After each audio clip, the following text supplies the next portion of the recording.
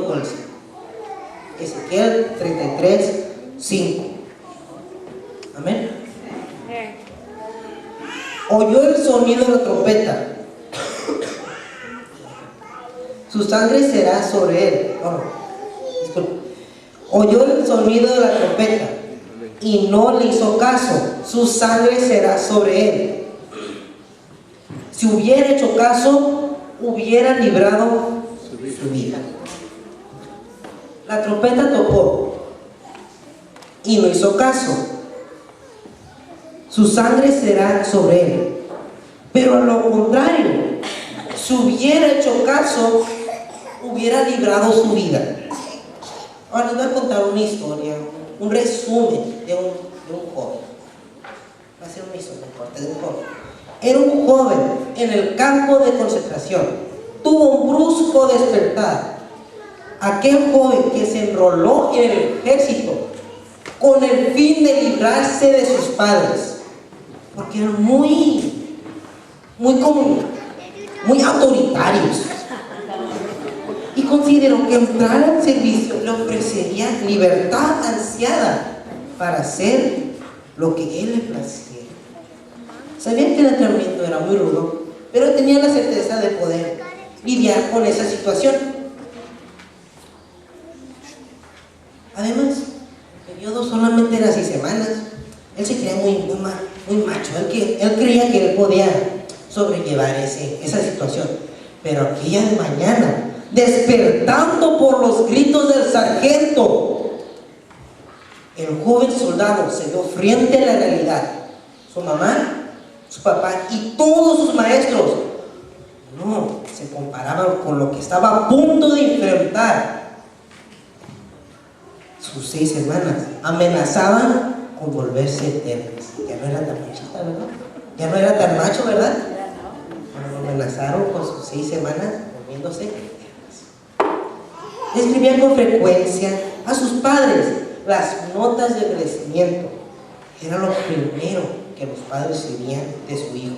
Incluso expresaba gratitud por la labor desempeñada por sus profesores con él.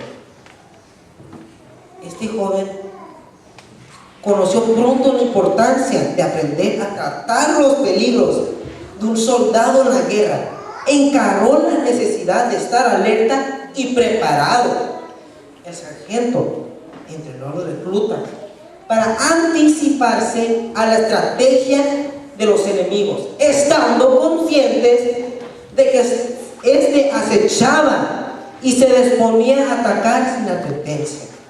Les enseñó que era también extremadamente hábil y que su llama ya guardaba nuestro momento de mayor debilidad para agredirlo. La Biblia expone que velad debidamente y no pequéis. Dios nos ha provisto con la armadura apropiada y con el entrenamiento apropiado y requerido para vencer al adversario. Nosotros, como centinelas de Cristo, como atalayas de nuestro Señor Jesucristo, tenemos que alertar a aquellos que están dormidos allá afuera en el mundo, hermanos. Tenemos que tocarle la trompeta, porque es la batalla por lo más precioso de la creación de Dios, el alma humana. Pero recordemos, hermanos, que los enemigos de allá afuera también son los enemigos de Dios, hermanos. Ahora los pido que todos vayamos al libro de Primera de Corintios, sin perder el libro de Ezequiel.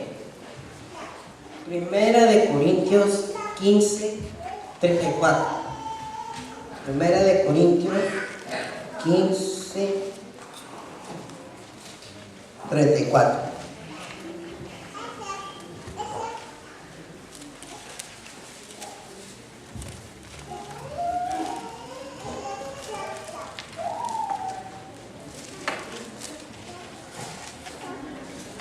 Amén. Despertad como conviene y dejad de pecar, porque algunos no conocen a Dios. Para vuestra vergüenza morir. En pocas palabras, Dios dice: velad debidamente y no pequéis. Ahora, si todos nos podemos regresar al libro de Ezequiel. Ezequiel 33, 6. Ezequiel 33, 6. Amén.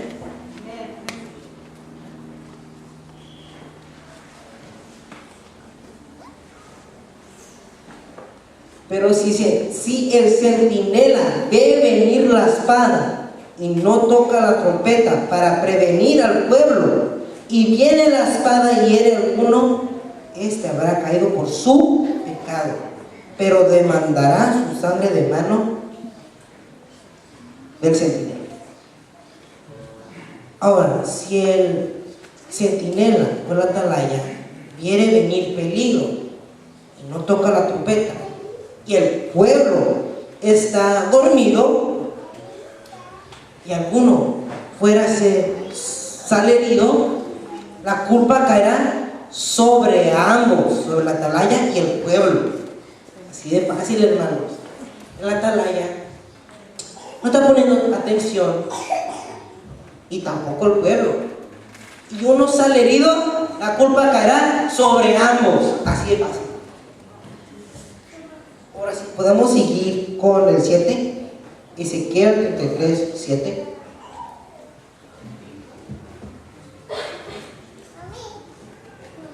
Amén. A ti, hijo de Adán, te he puesto por centinela en la casa de Israel. Oirás la palabra de mi boca y los advertirás de mi parte. El vigilante solamente trae el mensaje que Dios le ha dado, pero tiene que darlo con una claridad, hermanos, para que él se libre de toda culpa que él tenga. Ahora los invito a que todos en voz alta leamos el 8 y 9. Todos leamos Ezequiel 33, 8 y 9 en voz alta. Cuando yo diga al impío, impío de cierto morirás, y tú no le hables para que se guarde de su camino, el impío morirá por su pecado, pero demandará su sangre de tu mano. Pero si tú avisas al impío de su camino para que él se aparte y él no se aparta por su pecado, morirá él y tú habrás librado tu vida. Ahora yo voy a leer el 10 y ustedes me siguen con la mitad. Tú, pues hijo de Adán, di a la casa de Israel: vosotros habéis dicho, nuestras rebeliones y pecados están sobre nosotros y a causa de ellos somos consumidos. ¿Cómo pues viviremos? ¿Quiénes son los que se van a salvar? Los que acepten a Jesús. Pero muchos no se salvan porque sienten que no son perfectos y cometen errores. Por ejemplo, en Éxodo 3:11 tenemos a Moisés.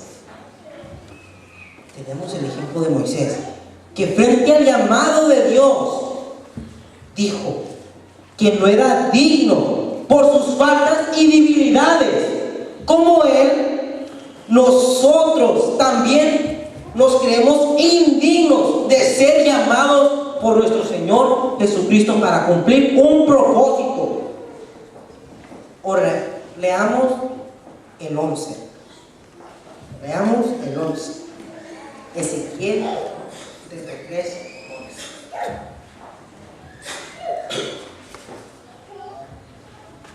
Amén.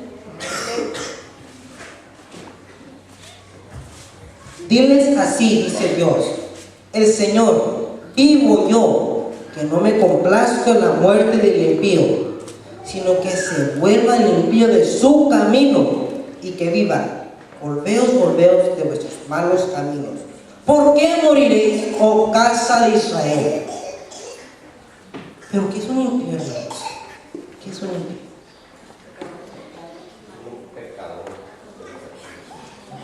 tanto en hebreo como en griego, la Biblia describe a un impío una actitud espiritual que es lo contrario de la piedad, al desprecio de Dios y al desprecio de su ley.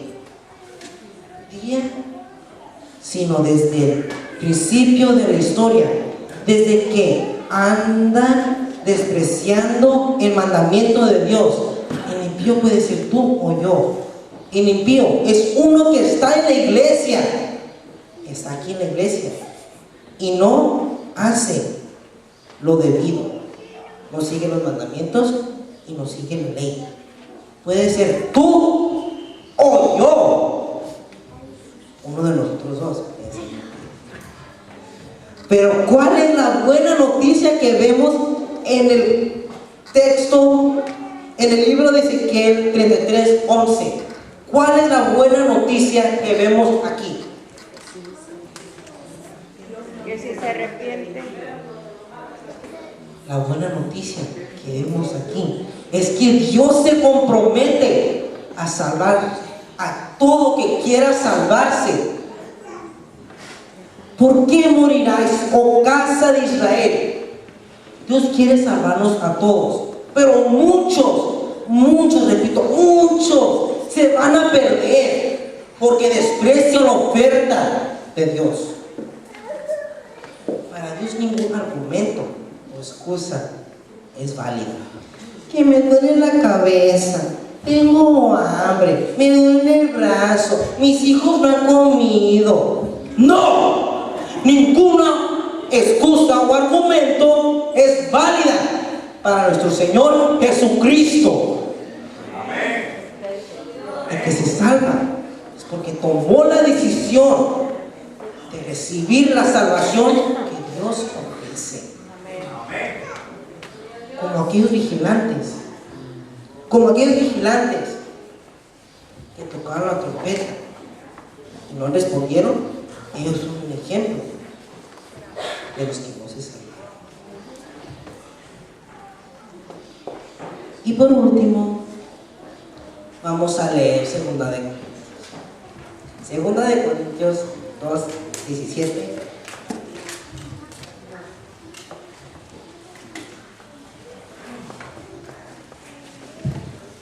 Segunda de Corintios 2:17. Amén.